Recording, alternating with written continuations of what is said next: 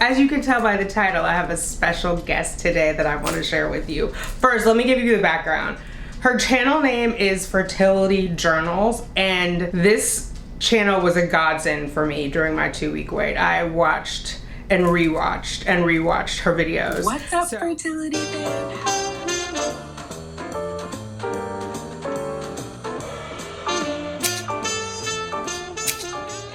Let's get these babies, ladies. What's up, fertility fam? As you can tell by the title, I have a special guest today. Kay and her husband Rick. Kay has a channel here on YouTube. It's called Fertility Journals, where she chronicled her journey to her take-home baby Simba using her own eggs at 44. She and I did a collab video, so it's this one, and then you'll be able to go over to her channel and see where she interviewed me and asked me some questions if you're interested in hearing what I had to say. I'll link that video down in the description box below. I'm so excited to have them on, and I can't wait to get started. Hi, Kay! Hey, Tanika. It is Kay, Ricky, and Baba. So good to have you. I understand that Simba, it's his nap time, so we will see him later. Oh my God, I love your whole story. 44, using your own eggs, conceived, amazing. I love how you laid it out on your channel about what your strategy was, and I highly recommend anyone who is on the fence about do they have a shot at using their own eggs and they're under 45, definitely take a look at Fertility Journals and the strategy that she used, because it makes total sense, and obviously it got her take-home baby. So Kay, tell us how did you start your journey to motherhood? Can you tell us a little bit about that? I started my journey to motherhood later in life. I would have to say, honestly, when I was 37 years old, I met with my OB, and they had mentioned to me a little bit about the fact that my biological clock was ticking. I wasn't dating anybody at the time. I hadn't met my husband yet. And my OB said that, I said, how much time do I have? And then she said that I have until age 43. And the joke was, did I have 43 like the day I turned 43 after I'm 42? Or do I have as much time as the last day I'm 43, about to turn 44? Because there's a huge difference. And I remember that's how we bonded.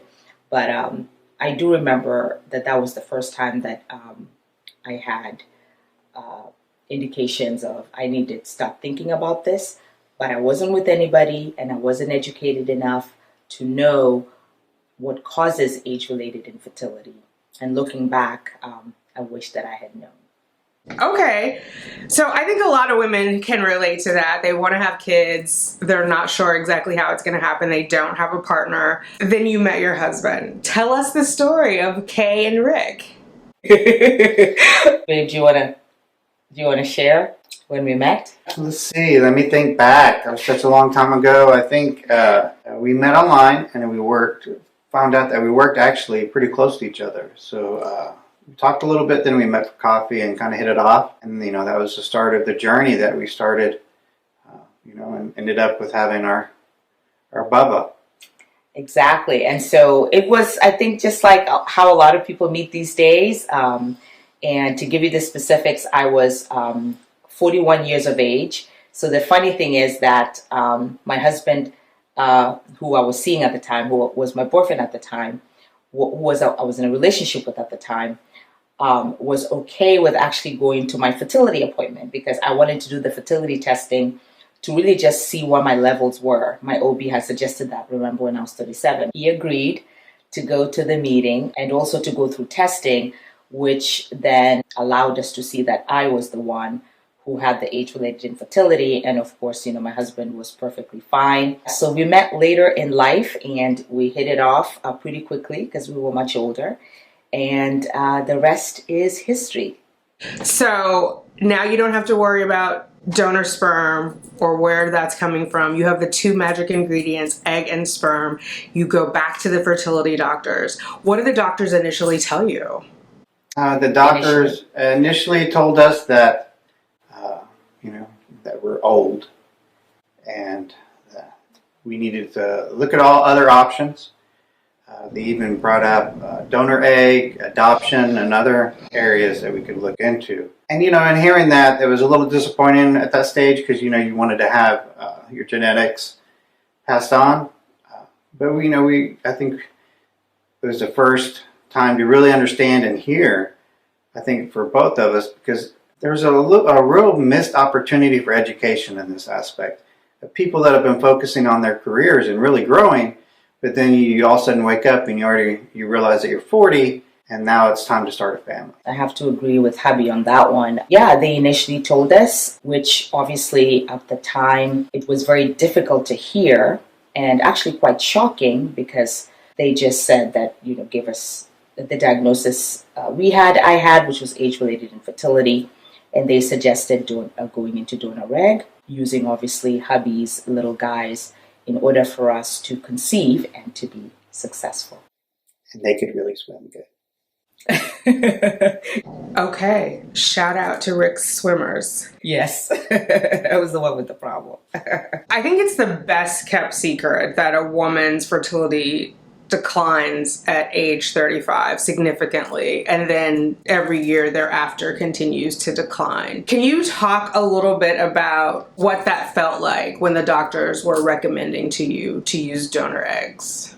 Wow, Tanika. I mean, it was disbelief, shock, and utter fear and terror because these are doctors. They had looked at my results and this is what they're recommending. It was so scary because we then realized, that IVF was not even an option for us, that I could not even go through it. I would immediately have to use another woman's eggs.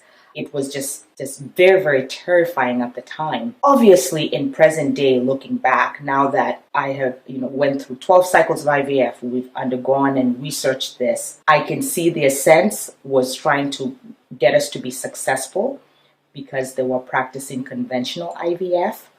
And they wanted it to work the very first time. So it did make sense that they wanted us to take home a baby. So I see it now, but at the time, it was just like, whoa, this is a lot. Yeah. What did you think, babe?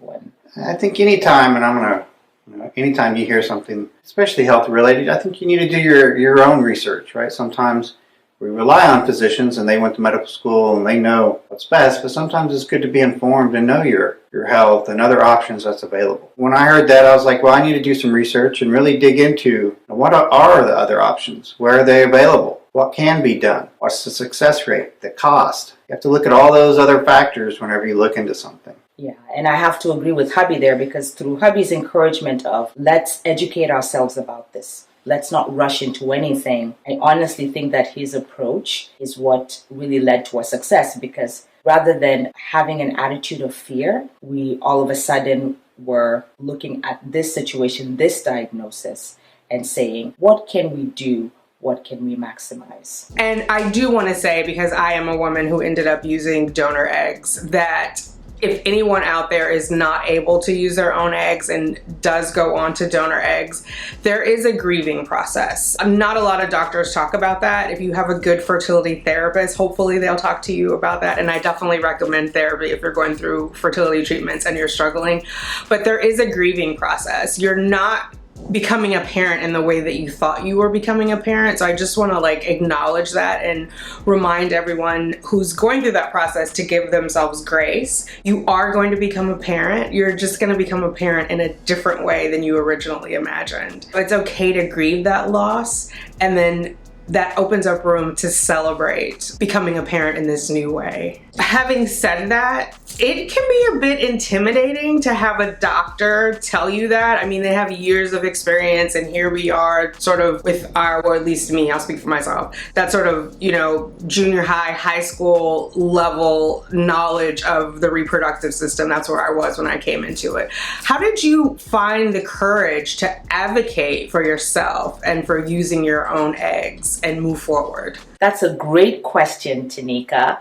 It's very interesting when we talk about the whole idea of advocacy. I think that it's multifaceted. In my experience, I remember going directly into YouTube and really just gaining so much strength from others going through the journey. So Tanika, for example, was a source of inspiration for me. She started her YouTube channel 5 years ago. Walking through her journey as she was trying with her own eggs was truly inspirational for us because we were not crazy anymore. I mean, this is something that everybody was doing. My favorite YouTubers who are actually able to really be a source of motivation for me at the time were Simply Tanika, Phil and Alex, who really taught me the importance of PGTA testing through their journey. I mean, I think that saved me years and miscarriages, literally. That couple is amazing. There was also Chris plus Joe. Chris plus Joe actually had their original IVF cycles posted on their channel before they underwent additional cycles. So there was such a source of inspiration. Their journey going to Spain encouraged me and my husband to actually consult with a doctor in the Ukraine. Yes, we did. Through my journey. There was to just name a few. And then Laura Laws, who is the reason that I did ERA. I truly believe that because of her advice is how we got Baba to stick, because I did an ERA and actually discovered what my optimal window was. And that was really, really helpful. I think in just being able to clearly articulate myself, it was having that sense of community that really, really, really did help. Oh my God, yes. There's so many resources here on YouTube, and we all can glean a little bit from everyone else. And so I think it's just amazing that we have this great TTC community. I have a fondness for the fertility fam, obviously, but I just feel like there's such unity in the sisterhood and so much power. You know what I mean? I love that. It wasn't a straightforward path to your take home baby. You talked about multiple rounds of IVF, and it was a journey. I mean, it was legitimately a journey. Can you talk a little bit about some of the obstacles that you faced and how you overcame it and how you ultimately came to holding Simba in your arms? Yes, so it was not a straightforward road to baby, but we started like most people at the age of 41 with trying naturally for 6 months. And then we tried using the Billings method, the Catholic Billings method reverse, with the intention of trying to conceive. So targeting that ovulation period. We did that for an additional 6 months and that did not work. And when I turned 42, we went through 5 failed IUIs. Yeah, I regret it. I mean, every time I think of those 6 months of my valuable eggs. Those IUIs. I had so many eggs, and IUI is a waste of time. 5 IUIs that failed when I was 42. And then when I turned 43, my husband and I did research and we were able to understand the diagnosis when we discovered the different types of IVF that catered for women with diminished ovarian reserve, poor responders, the mini IVF protocol. We started our IVF. So we did 1 conventional cycle of IVF at the age of 42 that failed and was converted to the last IUI. And then at the age of 43 is when I started mini IVF. We did 12 cycles of mini IVF. We did what we call embryo banking. So the focus was to retrieve the eggs that I had left because I was much older, and then see how many would turn into blastocyst day 5, and then test, and then freeze so that we could at a future date transfer. That was the strategic plan. Baba was actually from my 6th IVF cycle. So I went through 5 failures, 5 failed mini IVF cycles, and a failed transfer before I got the embryo that ended up being Baba. And then we had that embryo tested and we froze it. And then we continued up to 12 IVF cycles. We currently now have 4 remaining embryos that are frozen, and we're undergoing additional testing to be able to see in the future if there's any viable that we could use. That's a little bit about the journey. So we embryo banked until I was 44 years old. And then at that point we decided, because we were just drained financially and emotionally, so we started the transfer process. We underwent a failed ERA transfer cycle, a failed first transfer cycle, and then we underwent a successful transfer. And Baba stuck around, and I gave birth at the age of 45 to our Baba. So that's a little bit about the journey. So lots of failures. Obviously, with my diagnosis, it was expected that we would incur a lot of failure, and we ended up being successful. Well, kudos to you for your determination and for your medal. Definitely paid off for you. All right, Kay, thank you for your time today. I just have one more question for you. If you could give your 30-year-old self any advice, what would it be and why? Tanika, I gotta say this. If I could give my 30-year-old self advice, it would be this. You go, girl, with your career. You go with your motivations. You are an immigrant who's trying to make the American dream, and it is a-okay no matter what anybody tells you. But freeze your eggs. Freeze your eggs. That is the way to go, especially now that they have vitrification. I mean, even back then, I kept and then donating to myself in future. So then when those doctors were asking me to get a donor, then I would donate to myself. Because the thing is, guys, for me, I was single for a really long time.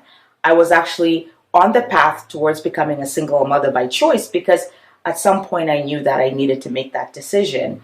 And I knew that I wanted children, and it was just in God's grace that I met my husband at the age of 41.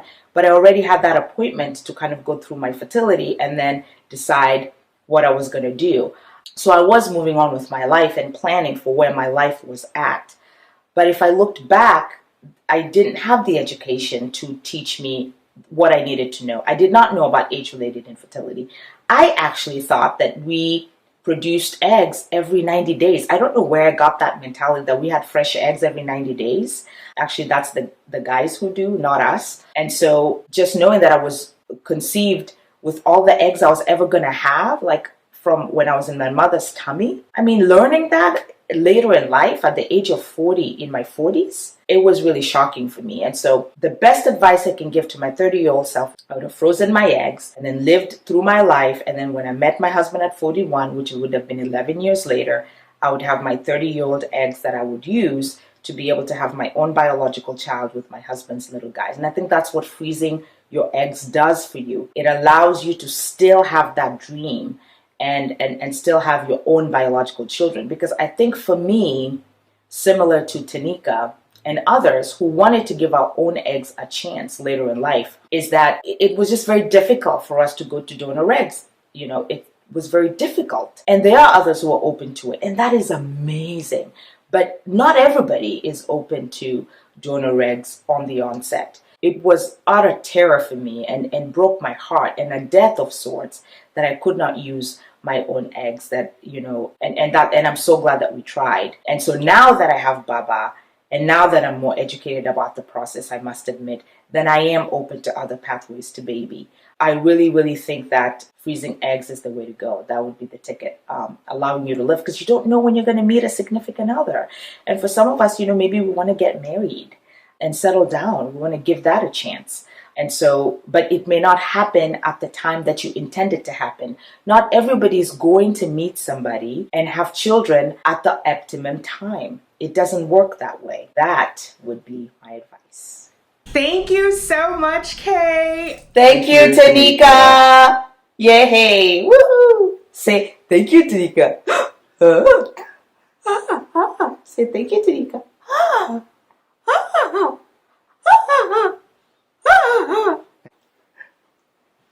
Oh, there's the boy. Look how he's showing off his muscles. Yeah, he's like, yeah. Yeah. You don't find a cuter baby, huh? Just a show off, huh? Yeah. Mellow, but dangerous.